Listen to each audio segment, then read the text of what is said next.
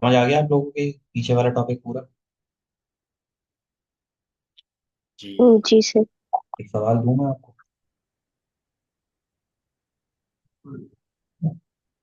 दोनों लोगों को।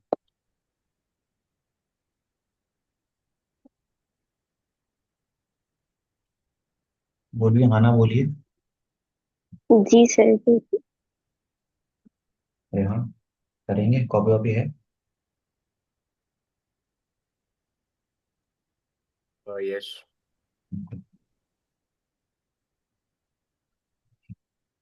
सवाल को यही समझिएगा।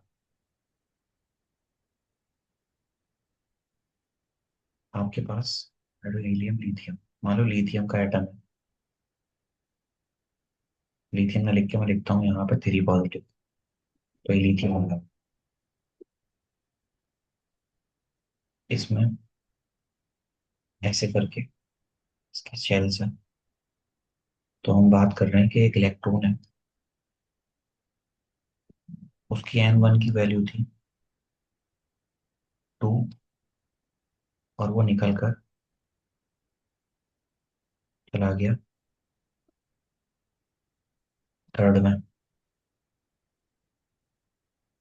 तो जब वो n1 2 से निकल के थर्ड में गया, तो उसकी जो रेडियस थी r1, वो आपके पास थी 100 एंगस्ट्रॉम। ज़्यादा बता दी मैंने, लेकिन एक उसके लिए लिख सकते हैं, क्योंकि 0.529 से कम नहीं हो, बड़ी नहीं होगी। ठीक है, सबसे लार्जेस्ट वही आएगी। तो मैंने इतनी लिख दी। एक काम करो, 0.1 एंगस्ट्रॉम लिख दो।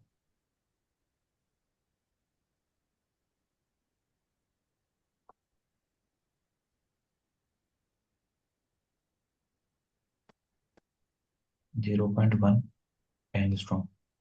तो मुझे बताओ R2 की वैल्यू कितनी होगी?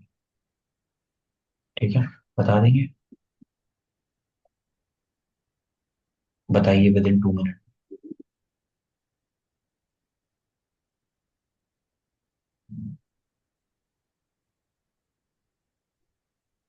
पंकज, तुम खाना खाइए ना। मैं देर हो जाएगी मुझे यार थोड़ी। हो सकता है स्किप भी हो जाए।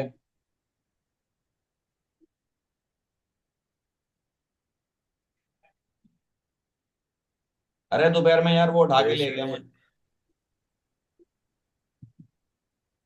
जी जी, बताइए क्या कह रहे हैं।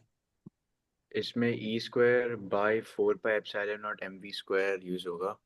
अरे यार क्या कर रहे हो, ऊपर फॉर्मूला लिख के आया हूँ। 0.529 n² बाई z। तुम क्या अच्छा क्या अच्छा कर। अच्छा, ओके ओके ओके। चलो भाई। पंकज,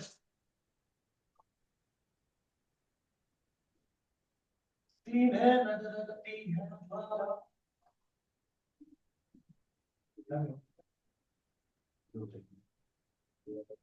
खाना तो खाऊंगा मैं।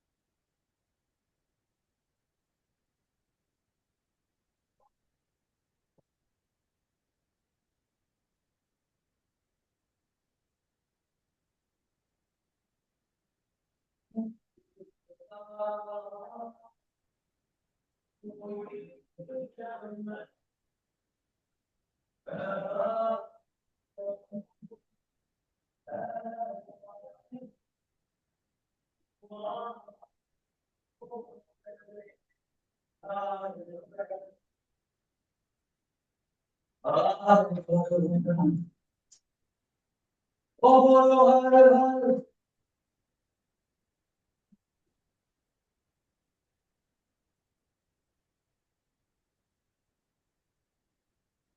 गया आंसर। जी सर। ये बहुत सिंपल क्वेश्चन दिया है मैंने। रेहान आपका आया या अभी खोज रहे हैं? आ गया।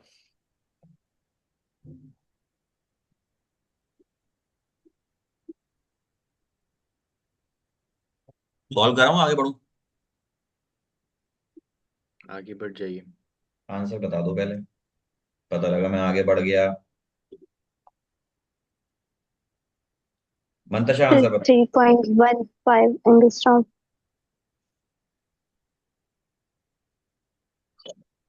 3.15 एंगस्ट्रॉम। रेहान आप बताएं। Sir 4.7। 4.7। My answer is also same. No difference. देखते हैं क्या हुआ। देखो, पहली चीज, जब आप एटम चेंज नहीं कर रहे ना, तो फॉर्मूला लिखने का तरीका बताता हूँ मैं आपको। हम लिखेंगे फॉर्मूले को R2/R1, which is equivalent to N2/N1 का होल स्क्वायर। लिख सकते हैं ऐसे। तो आपका ना सिर्फ और सिर्फ जो यस। चेंज हो रहा है, आपको जो चेंज हो रहा है ना, वो ऑर्बिट चेंज हो रहा है, क्योंकि आपका लिथियम है, लिथियम ही रहेगा। तो जेड की वैल्यू मैं नहीं रखूंगा। हम रख भी सकते हैं जेड की वैल्यू, लेकिन अभी आपको रिक्वायरमेंट नहीं है जेड की वैल्यू की। ठीक है। तो सबसे पहली चीज, R2 को R2, R1 को, you can write R1 as 0.1 angstrom, and N2 here is 3, N1 is 2। Square कर लो, ये हो जाएगा 9/4। ठीक है, विच इज R2। अब 4 से 9/2 को काटोगे तो ये आएगा 2.25। ये आएगा, इसको मल्टीप्लाई करो 0.1 एंगस्ट्रॉम से। ये है आपके पास R2। तो R2 की जो वैल्यू है वो आ जाएगी, कितना आ जाएगा, 0.225 एंगस्ट्रॉम। पंखे में लटका के ना, पंखा बोल दो, वो वाला हल करना चाहिए तुम दोनों का। क्या कर रहे थे? सर हम R1 की वैल्यू 0.14 समझ रहे थे। वाह वाह वाह। आप क्या समझ रहे थे रेहान? आपने क्या करा था ये? 0.529 इंटू एन स्क्वायर।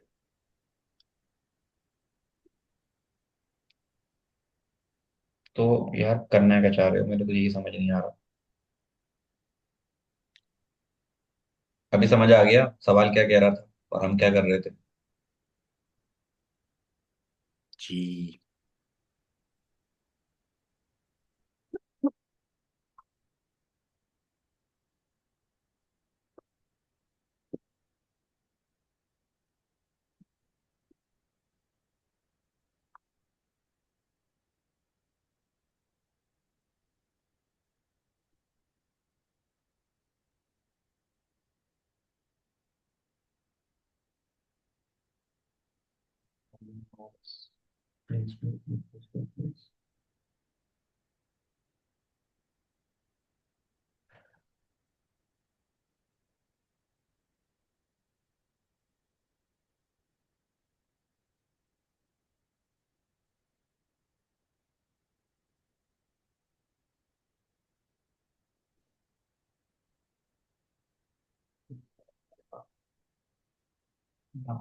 मेरा हीटर सब यार खराब हो गया, फूक गया हीटर।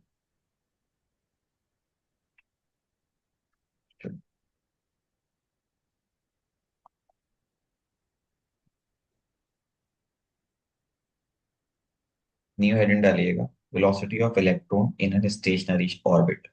ठीक है। एक चीज, इसको टॉपिक को लिखने से पहले ना आपको थोड़ी समझनी पड़ेगी। जो ये टर्म लिखी हुई है स्टेशनरी ऑर्बिट, कुछ लोग क्या करेंगे, यहाँ से बोलेंगे सर जब ऑर्बिट रुका हुआ है तो इलेक्ट्रॉन की वेलोसिटी क्यों निकाल रहा है? ठीक है, वही समझना है हमें क्या मतलब है इसका।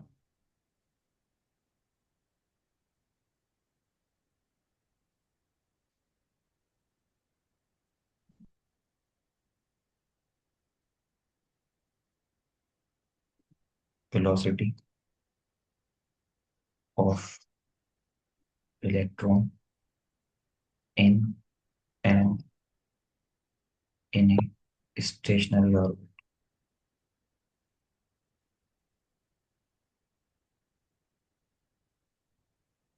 देखिए, आपका जो स्टेशनरी का मतलब है कि जो इलेक्ट्रॉन है ना आपका, वो एक पर्टिकुलर ऑर्बिट में ही रुका हुआ है, वो ऑर्बिट छोड़ के नहीं जा रहा। तो ये जब ऑर्बिट में रुका हुआ है, तो ऑर्बिट में रुकने के बाद ना ये इसमें मूव करेगा, एंड जब ये मूव करेगा तो उसकी कुछ ना कुछ वेलोसिटी होने वाली है। तो हम उसकी बात कर रहे हैं। ठीक है, बस ये नहीं कि electron second orbit third orbit में जा रहा है। हाँ, वेलोसिटी आप अलग अलग करके कैलकुलेट कर सकते हो, इसमें क्या थी उसमें क्या थी। ठीक है, लेकिन अभी जो आप इंडिविजुअल वेलोसिटी की बात करोगे तो वो एक ही ऑर्बिट में रहेगा आपका इलेक्ट्रॉन। ठीक है, यहाँ से मूव करता है, तो यहाँ से अगले ऑर्बिट में जाने के लिए उसको एक्सेलरेट करना पड़ता है। तो इस दौरान की आप वेलोसिटी नहीं निकाल सकते। ठीक है।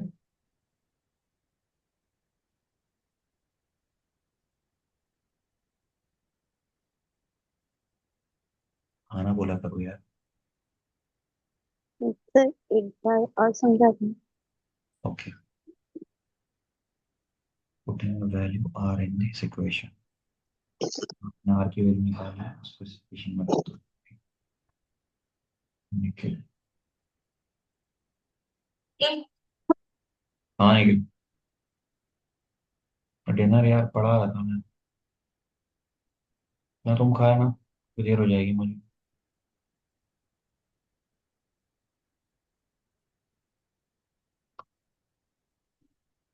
देखिए अब क्या होगा।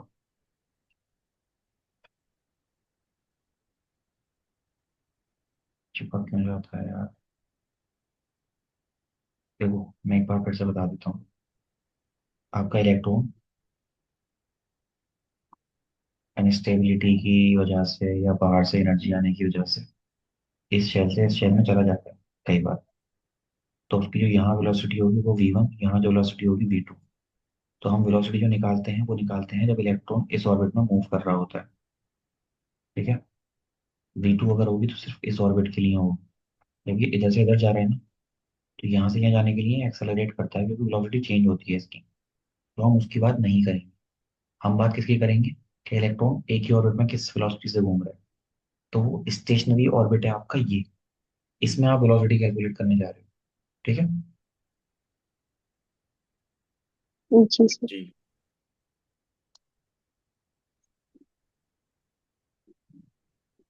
वेलोसिटी का वैसे फार्मूला पढ़ा होगा आपने, 2.18 इंटू 10⁶ पढ़ा है। जी सर। अब देखो, अगर इंडिविजुअली वो कैलकुलेट करने को बोले ना आपको, तो आपको सिर्फ और सिर्फ वेलोसिटी बोले, तो आपको वेलोसिटी के लिए पूरा आना पड़ेगा। पूरा इन द सेंस बाकी जो चीजें की है ना वो सारी चीजें करनी पड़ेगी। बस एक चीज नहीं है, वो मैं समझा देता हूँ क्या है।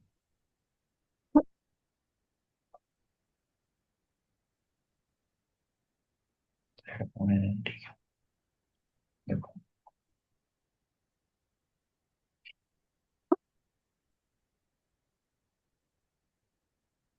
आपने ऊपर जो किया था वो सब चीज सेम करना वेलोसिटी के लिए। बस मैं 20 से कराता हूँ। आपके पास इक्वेशन नंबर 2 थी, तो आप लिखिएगा फ्रॉम इक्वेशन नंबर 2, जो आपका एम वी आर होता है वो किसके बराबर होता है, वो बराबर होता है NH अपॉन 2 पाई के। ठीक है, अब आपने यहाँ पे जो R है ना इसकी वैल्यू निकाल रखी है पहले से ही, तो आप उस R की वैल्यू यहाँ रख दो। ये हो जाएगा NV, R की जगह रखो 0.529 n² अपॉन z। ये बराबर हो जाएगा NH अपॉन 2 पाई के। ठीक, तो आप ये भी रख सकते हो। बाकी जो आपने ये वैल्यू निकाली थी ना जिन जिनको सॉल्व करके, वो मैं दिखा देता हूँ एक बार। आपने इन सबको सॉल्व करके ये वैल्यू निकाली थी,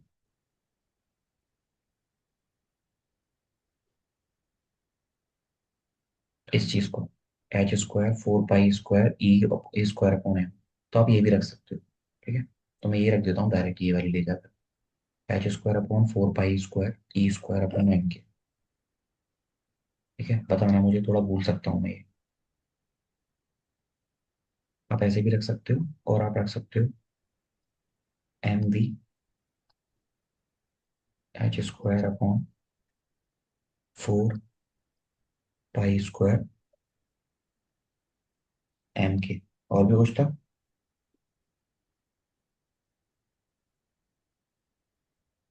यही था, आर की वैल्यू यही थी ना ऊपर, यस।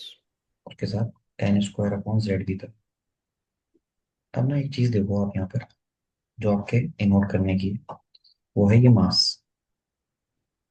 यहाँ पर भी मास है, मास से मास कैंसिल, एक एच से एक एच कैंसिल, एक एन से एक एन कैंसिल, एक पाई से एक पाई कैंसिल, और टू से ये कैंसिल।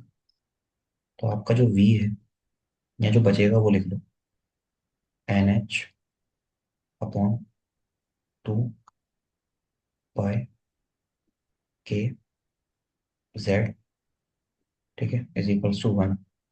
इन सबको इधर ले जाओ, तो जो वी है वो आ जाएगा 2 पाई के अपॉन एच, ठीक है। और ये हो जाएगा जेड अपॉन एन। अब आपको इसकी वैल्यू पुट करनी है, velocity is equals to 2 into 3.14 into 9 into 10 to the power 9, 6.6 into 10 to the power -34, ठीक है, जेड अपॉन एन। ये जो वैल्यू है, कुछ ना कुछ ना पक्का ऊपर में सो रहा है, इसमें ये मैंने वैल्यू पुट की है, इसमें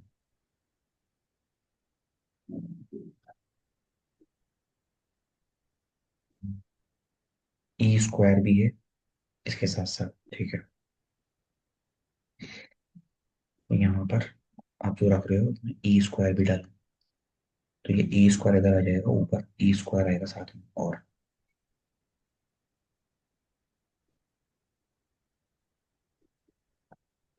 तो यहाँ आप ई स्क्वायर डालो, तो ऊपर यहाँ पर आपको ई स्क्वायर दिखेगा, तो नीचे यहाँ पर ई स्क्वायर दिखेगा ना, यहाँ डाल दिया ना, ऊपर आ गया, ठीक है। तो इंटू ई स्क्वायर यहाँ भी दिखेगा, और यहाँ आएगा जेड अपॉन एन। अब इन सबकी वैल्यू डालो, velocity 2 into 3.14 into 9 into 10 to the power 9 into bracket 1.6 into 10 to the power -19 का square upon 6.6 into 10 to the power -34, ठीक है। ये पूरी वैल्यू, यहाँ जेड अपॉन एन अलग से, तो इस पूरी वैल्यू को करो सॉल्व। ये जो दिख रहा है टू, ये सब मैं आपको दिखाता हूँ क्या रहेगा।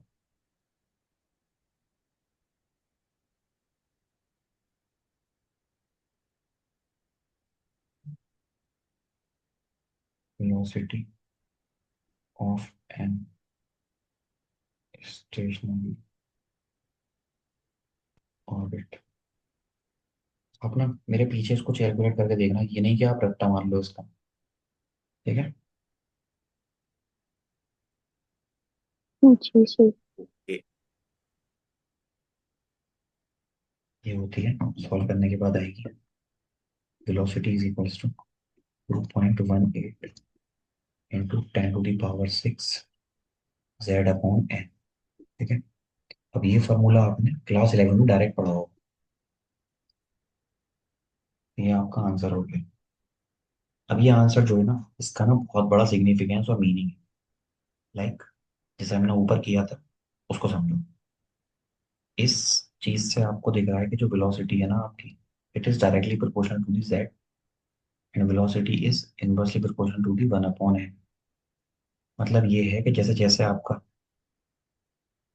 ये शेल बढ़ाता चला जाएगा, पहला, दूसरा,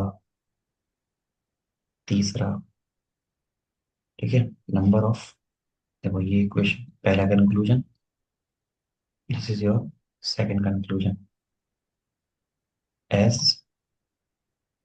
नंबर ऑफ शेयर इंक्रीज, यानी इलेक्ट्रॉन बाहर जाता रहेगा वैसे वैसे आपकी जो वेलोसिटी है ना वो कम होती चली जाएगी।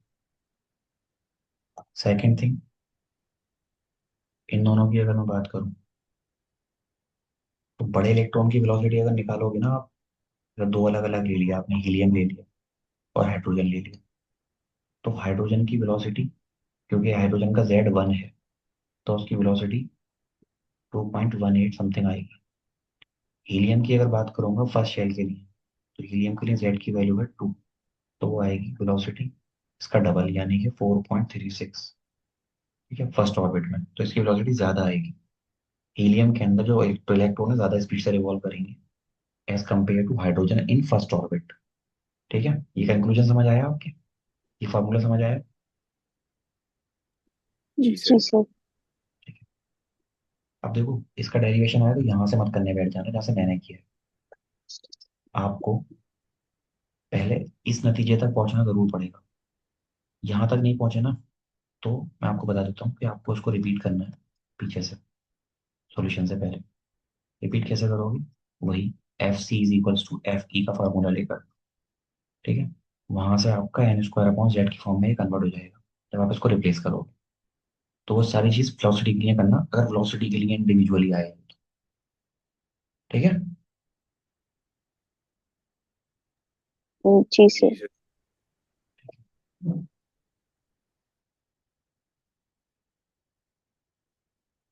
अब यहाँ पर कोई क्वेश्चन नहीं कराया, वेरी गुड इंसान। चलो मैं करा देता हूँ एक सवाल।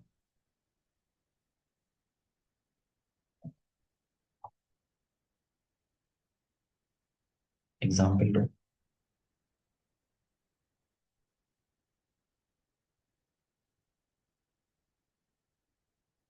अज्यूम कीजिए कि आपके पास ना अ, एक एटम है, simply hydrogen helium, hydrogen atom लो, हाइड्रोजन एटम, और आपको वेलोसिटी बतानी है उसके इलेक्ट्रॉन की एन की वैल्यू 3 के लिए, ठीक है, कैसे बताओ?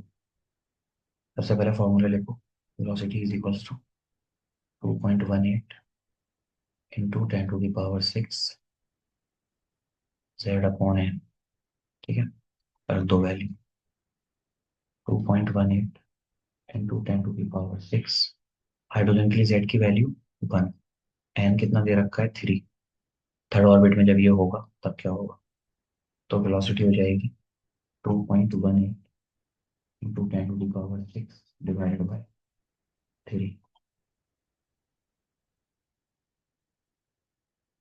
डिवाइड कर लो, 2.18 divided by 3, it is 0.726 into 10 to the power 6, ठीक है, मतलब ये हो गया कि जब आपका हाइड्रोजन का इलेक्ट्रॉन आपके फर्स्ट ऑर्बिट में घूमेगा और ये सेकंड ऑर्बिट और ये थर्ड ऑर्बिट है, वेलोसिटी की बात करते हैं, इस वाले ऑर्बिट में जो उसकी वेलोसिटी होगी 1 2.18 इंटू 10 टू द पावर 6, तो उसको बोलेंगे वी नॉट, तो क्या होगी 2.18 into 10 to the power 6 metre पर सेकंड वेलोसिटी की यूनिट होती है, तो यहाँ पे मीटर पर सेकंड लिखना। अब अगर इसकी जगह इलेक्ट्रॉन निकल के आपका इधर आ जाए यहाँ पर, तो यहाँ जो इलेक्ट्रॉन रिवॉल्व करेगा उसकी स्पीड होगी 0.726 into 10 to the power 6 metre पर सेकंड, ठीक है। अब सवाल आपको दो अलग अलग के लिए भी आ सकता है, दो अलग अलग के लिए कैसे, वो कहेगा कि आप रेशियो बताओ वेलोसिटी का। एग्जाम्पल नंबर 4, एक आपके पास है लिथियम एटम, ठीक है। एक आपके पास है हीलियम एटम। वैसे प्रैक्टिकली ना लिथियम हीलियम को ना निकल के बाहर जाना पॉसिबल नहीं हो पाता है, लेकिन हम भी इसको मान लेते हैं, ठीक है, क्योंकि हमें सवाल पढ़ना है। तो आप लिखोगे क्या? मानो कि वेलोसिटी, आप रेशियो बता रहे हो, इसकी जेड की वैल्यू कितनी है 3, इसकी जेड की वैल्यू कितनी है 2, इसकी जो वैल्यू निकालनी है आपको n इज इक्वल टू 2 पर, और इसकी वैल्यू जो निकालनी है वो n इज इक्वल टू 3 पर। मतलब ये हो गया कि आप जो इलेक्ट्रॉन की बात कर रहे हो लिथियम के लिए, तो लिथियम के सेकंड ऑर्बिट में वो इलेक्ट्रॉन रिवॉल्व कर रहा है, और हीलियम के थर्ड ऑर्बिट में वो इलेक्ट्रॉन रिवॉल्व कर रहा है जिसकी आप बात कर रहे हो। दो अलग अलग एटम, दो अलग अलग इलेक्ट्रॉन, दो अलग अलग वेलोसिटीज, ठीक है।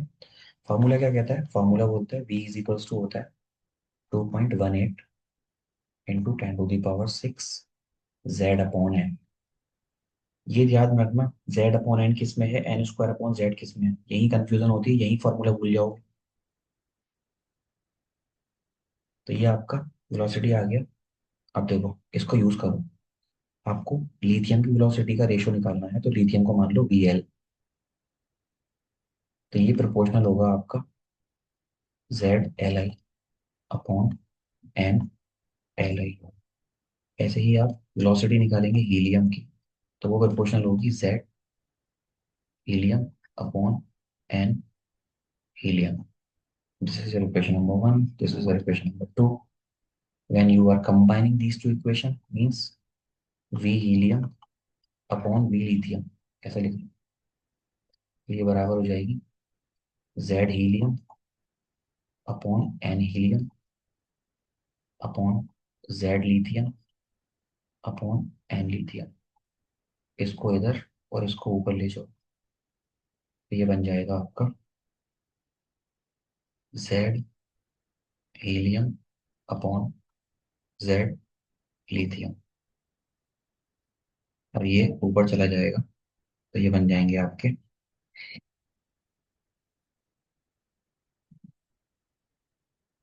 N lithium upon N helium, ठीक है। अब रख दो आप यहाँ पर इनकी वैल्यूज। हीलियम का Z कितना है? हीलियम का Z है 2। लिथियम का Z कितना है? ये है 3। लिथियम का ऑर्बिट कौन सा था? लिथियम का ऑर्बिट था सेकंड, और हीलियम का ऑर्बिट था 3, ठीक है। तो ये हो गया velocity of helium upon velocity of lithium. Solve करो। This is 4/9, this is velocity of helium upon velocity of lithium. तो कंक्लूजन आएगा कि वेलोसिटी ऑफ हीलियम जो है वो 4/9 टाइम्स कम है वेलोसिटी ऑफ लिथियम से। It clear? जी। जी सर। या फिर आप उल्टा भी लिख सकते हो, आप लिख सकते हो वेलोसिटी ऑफ लिथियम जो होगी वो 9/4 यानी कि 2.25 times of velocity of helium होगी, ठीक है ना। जी सर। ये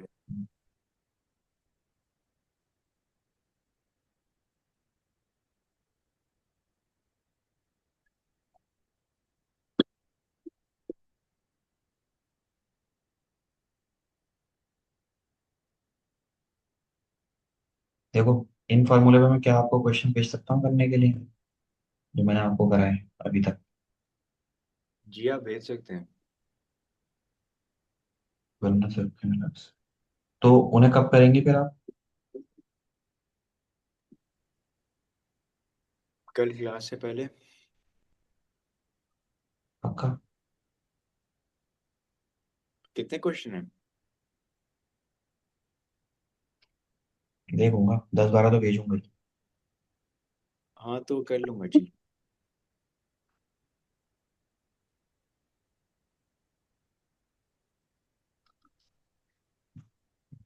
ठीक है। देखो थर्ड हेडिंग है हमारी एनर्जी के बारे में।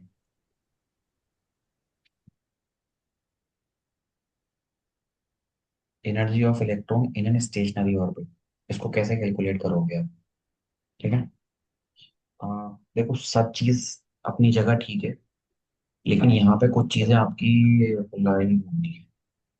अप्लाई इन द सेंस, एक चीज मैंने गलत कर दी पीछे, पक्का।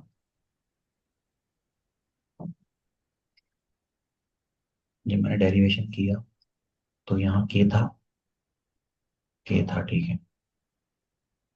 के साथ 4 पाई भी रखा था मैंने, एप्सिलॉन नॉट नहीं रखा था, ठीक है। अच्छा के ही रखा था सीधे, ठीक है ठीक है ठीक है, तब नहीं की। तब सही है, सही है, सही है। मुझे लगा कुछ गलती हो गई।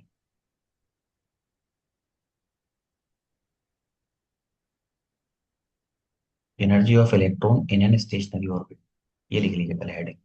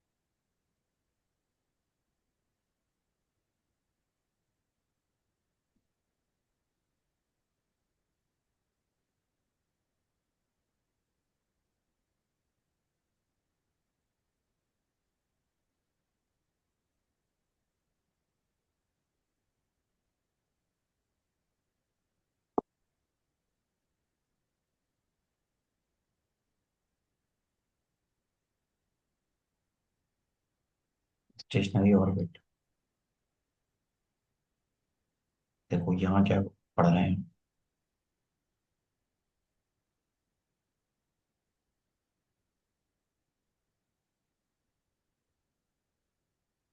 ये रहा आपका चार्ज, ये रहा घूमता हुआ इलेक्ट्रॉन, ठीक है। डायरेक्ट रूल होता है Q1, Q2, ये सब लगा सकते हो। लेकिन मैं पहले दो छोटी छोटी एनर्जी की बात करता हूँ, काइनेटिक एनर्जी। तो फार्मूला होता है हाफ mv², यानी कि जिस वेलोसिटी से ये मूव कर रहा है उसकी वैल्यू यहाँ रख दो। हाफ एम v² की जगह और 2.18 इंटू Z/m का होल स्क्वायर, तो आ जाएगा ये m/2 into 2.18 Z² upon n²। 10⁻⁶ भी है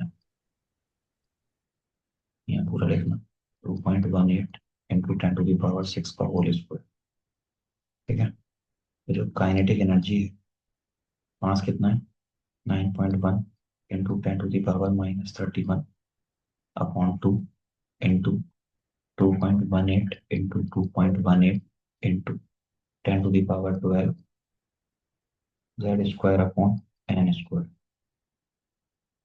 ठीक है। तो काइनेटिक एनर्जी का फाइनल फार्मूला जो आएगा वो इसको सॉल्व करो पहले, जितनी भी वैल्यू हो। मैं आपको फार्मूला लिख देता हूँ।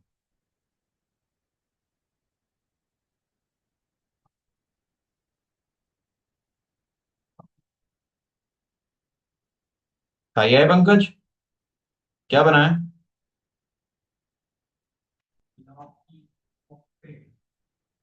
अभी बचा है।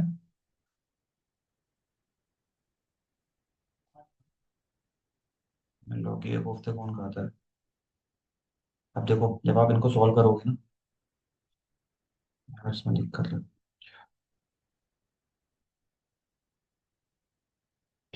बता देता हूँ।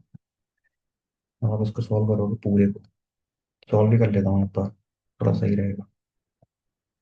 कितना है, 9.1 इंटू 2.18 इंटू 2.18,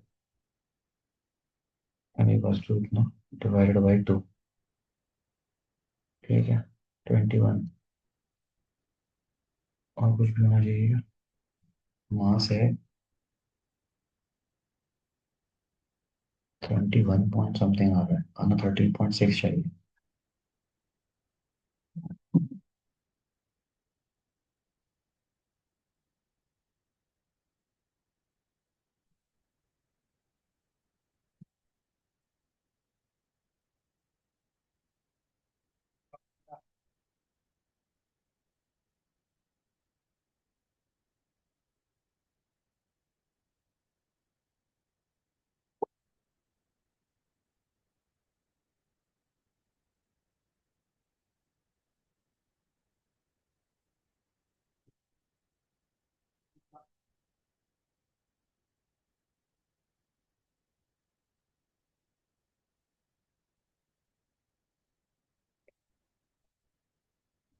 थोड़ा सा इशू आ रहा है। वेलोसिटी का तो यही रहेगा ना, 2.18 इंटू 2.18। जी यही है। ठीक है ठीक है। एक चीज है मैं बताता हूँ, ये जो आ रहा है ना, इसको आप अगर डिवाइड करो 1.6 से। हाँ, देखो यहाँ पर ये जो वैल्यू आएगी जूल में आएगी। इसको इलेक्ट्रॉन वोल्ट में कन्वर्ट करने के लिए आप इसको इलेक्ट्रॉन से भी डिवाइड करिए। ठीक है। वैसे अगर आप इसको सॉल्व करोगे तो ये वैल्यू आएगी 21.62 Z² अपॉन N² जूल में। हाँ। अब इस जूल को कन्वर्ट करना है आपको इलेक्ट्रॉन वोल्ट में। तो काइनेटिक एनर्जी जो है वो हो जाएगी 21.62 अपॉन 1.6 इंटू 10⁻⁻19। और ये जो पावर बनेगी 31 और 12, ये कितनी हो जाएगी? ये सॉल्व होकर बन जाएगी यहाँ से 12 - 21 -19। तो -19 से -19 कैंसिल, Z² अपॉन N²। तो this is your kinetic energy. और ये हो जाएगा 13.6 Z² बाई N²। ठीक है। तो ये जी सर। ये फार्मूला आपका काइनेटिक एनर्जी का हो गया। अब मैं इसी के बेसिस पर एक और फार्मूला लिख कराऊंगा ड्राइव, अभी तो नहीं, टाइम भी नहीं बचा है इसमें, पोटेंशियल एनर्जी का। ठीक है। तो ये आपका जो अभी तक पढ़ाया है, ये आप एक बार देख लीजिएगा। मैं इसकी पीडीएफ आपको शेयर कर दूंगा। उसी के साथ में सबसे इम्पोर्टेंट क्या है, सबसे इम्पोर्टेंट चीज़ है कि आप इन फॉर्मूलों को ना लिखते चलिएगा साथ में। ये मैंने मॉडर्न फिजिक्स पढ़ाने से पहले बताया था आपको। तो मैं आपको कुछ क्वेश्चंस भेजूंगा, एटलीस्ट उन क्वेश्चंस को कर लीजिएगा। बेसिक बेसिक क्वेश्चन है फार्मूलाज पर, तो वो कर लीजिएगा। ठीक है। जी सर। और मंतशा मैं इसको भी भेजता हूँ, ठीक है, आपको दोनों लेक्चर्स, वो देख लीजिएगा आप कल वाले।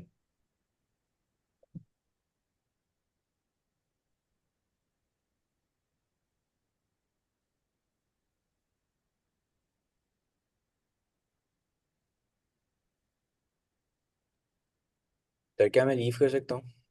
जी जी, वो वैसे भी खत्म होने वाला है, लेकिन ये क्वेश्चन कर लीजिएगा कल से पहले रहेगा। जी ओके, कर लूँगा सर मैं। जी। ओके सर, अस्सलाम वालेकुम सर।